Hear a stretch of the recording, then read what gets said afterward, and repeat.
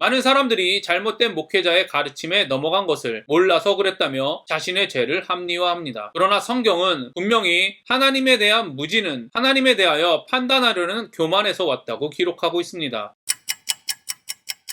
안녕하세요. 바이블 TMI의 마카리오스입니다. 여러분은 어떤 사람을 지혜로운 사람이라고 생각하고 있습니까? 공부를 잘하는 사람이 지혜로운 사람입니까? 돈을 잘 버는 사람이 지혜로운 사람입니까? 사람들과 좋은 관계를 유지하는 사람이 지혜로운 사람입니까? 아마도 자신이 속해 있는 단체나 환경에 따라 지혜로운 사람의 기준이 달라질 것입니다. 축구 선수들 사이에서 지혜 있는 사람은 축구를 잘하는 사람일 것이고, 아이돌 연습생들 사이에서는 성공한 아이돌 또는 소속사 사장이 지혜로운 사람일 것입니다. 당연히 기독교인이라고 믿는 우리들에게 지혜 있는 사람은 하나님께서 지혜롭다고 말하는 사람일 것입니다. 그렇다면 하나님의 말씀인 성경은 어떤 사람을 지혜롭다고 말하는지 살펴보겠습니다. 여자가 그 나무를 본즉 먹음직도 하고 모함직도 하고 지혜롭게 할 만큼 탐스럽기도 한 나무인지라. 여자가 그 실과를 따먹고 자기와 함께한 남편에게도 주매 그도 먹은지라. 여자가 사단의 의견을 받아들이고 하나님의 말씀의 의미를 자신의 관점으로 바꾼 사실도 충격적이지만 바꾼 내용 또한 매우 충격적입니다. 여자는 하나님께서 말씀하신 지혜를 자신이 생각하는 지혜로 바꾸었습니다. 즉 스스로 선악을 판단하지 않고 하나님의 판단을 따르는 것에서 스스로 선악을 판단하는 일을 지혜라고 정의하였습니다. 이를 보면 여자가 말하는 지혜는 하나님과 같이 되어 선악을 아는 것입니다. 여자는 선악과에 대해 추가한 사단의 한마디 말 너희 눈이 밝아 하나님과 같이 되어를 받아들임으로 하나님의 말씀의 의미와 가치를 바꾸었습니다. 따라서 여자가 사단이 부추긴 지혜를 받아들였다는 것은 하나님의 보호에서 벗어나 자신의 왕국을 세우는 일을 결정했다는 것을 의미합니다. 이를 통해 알 수 있는 사실은 인간의 타락이 가져온 결과로 인간은 사단의 말 한마디를 받아들이기 위해 하나님의 말씀의 의미를 바꾸거나 말씀을 추가하거나 빼기 시작했다는 것입니다. 이때와 마찬가지로 사단은 하나님의 말씀을 소중히 여기는 그리스도인에게 하나님의 말씀에 새로운 이야기를 추가하는 방식으로 공격하고 있습니다. 말씀을 보지 말라고 하지 않습니다. 오히려 말씀을 소중히 여기라고 말합니다. 그리고 말씀에 대하여 새로운 관점이라며 영적 관점이라며 예전에 들어보지 못한 견해 한두 가지를 추가합니다. 관심을 보이면 말씀에 대한 더 많은 견해를 추가합니다. 최근에 한국교회에서 이단이라고 정죄받는 많은 종교가 대부분 이런 패턴을 통해 성장했습니다. 처음에는 그들의 정체를 숨긴 채 교회에 침투합니다. 이들은 매우 열심히 신앙생활을 하면서 성도들을 파악합니다. 그런 뒤 말씀을 배우고 싶어하고 영적으로 갈급한 신앙에 열심인 사람들과 함께 말씀을 나누는데 영적 관점이라며 그들의 견해를 한두 가지 섞어서 이야기합니다. 그리고 관심을 보이면 괜찮은 성경 공부 또는 좋은 집회가 있다며 위장된 자신들의 본부 프로그램에 참여시킵니다. 그리고 성경 공부를 통해 기독교와 공통된 교리와 이론에 그들의 교리와 이론을 교묘히 섞어 그럴듯하게 가르칩니다. 그 후 일반 성도들은 잘 알지 못하는 성경의 부분, 특히 종말에 대한 부분을 그들의 교리와 이론을 통해 해석하고 강조함으로써 자신들의 종교가 현재 기독교보다 더 많은 진리를 가르쳐준다고 속입니다. 더 이상 숨길 수 없을 만큼 숫자가 늘어나면 그때 커밍아웃을